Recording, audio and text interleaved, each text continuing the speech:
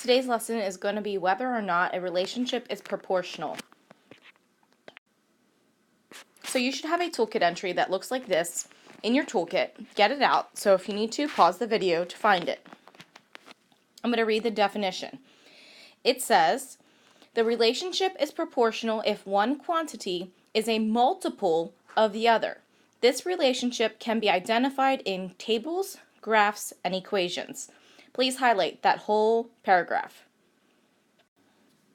So when it says that it's a multiple of another quantity, that would be like, think about baking.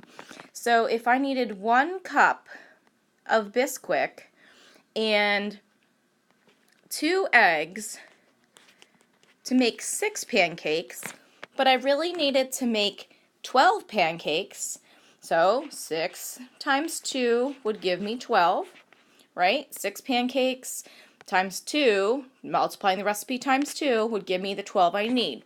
So I'd have to take the ingredients and also multiply them by 2. So 1 cup times 2 would give me 2 cups, and 2 eggs times 2 would mean I needed 4 eggs. So that is a multiple of the original quantity. 1 cup, 2 eggs, now 2 cups, 4 eggs. That's a multiple. So let's look at one of the examples here. One of the examples is this equation, y equals 7/3 over x. So that means if I would buy no pounds of chicken, it would cost me $0. So that's something you want to always look for when you are looking at tables, that you have 0, 0, and that on the graph it goes through 0, 0. Then it's going to stay proportionate each time. So if I buy 3 pounds, it's going to cost $7. Then if I buy 6 pounds, it's going to cost $14. So 6 and 14 are just 3 times 2, which gives me 6, and 7 times 2, which gives me 14. It changes by the same amount each time. So that's how you can tell in a table. On a graph, you can tell because it's going to go straight up in a straight line. Okay, because this graph goes through the origin, 0, 0, and because it's a straight line, that means it's a proportional relationship. So if we look at this second example they gave us, it says the county fair costs $5 to enter and $1 per ride. So that means for 0 rides, I'm still going to have to pay $5. Therefore, the graph does not go through the origin of 0, 0. Because it doesn't go through the origin of 0, 0, it's not going to be a directly proportional relationship. And even though it will make a straight line,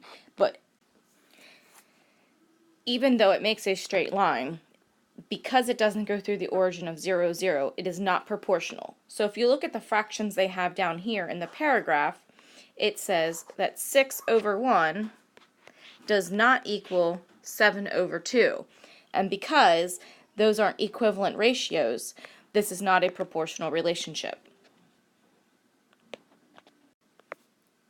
All right, so let's take a look at this example. Cam is a corrupt politician. Nobody votes for him except those he pays to do so. It costs Cam exactly $100 to buy each vote. Are Cam's costs proportional to the number of votes he receives? So think about it. If he pays no one, 0 people, 0 people would cost him $0. If he pays 1 person for 1 vote, that's $100. 2 people would be $200. So your answer to this question should be yes, it is proportional.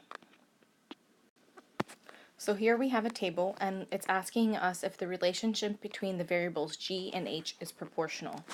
So if I look at 3, I multiply 3 by what to get 9? Well, I'm going to hopefully multiply it by 3, right? So if we write these as fractions, that'll help us compare. So if we have 3 over 9, does that equal 6 over 36?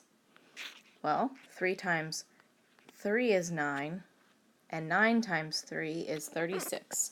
So they are proportional quantities. And it should stay the same for 9 over 81. If I take 9 over 81 and I divide both by 3, 9 divided by 3 is 3, and 81 divided by 3 is 27. So, did that stay proportional? Is 9 over 81 equal to 3 over 9? No. So that is a non-proportional relationship.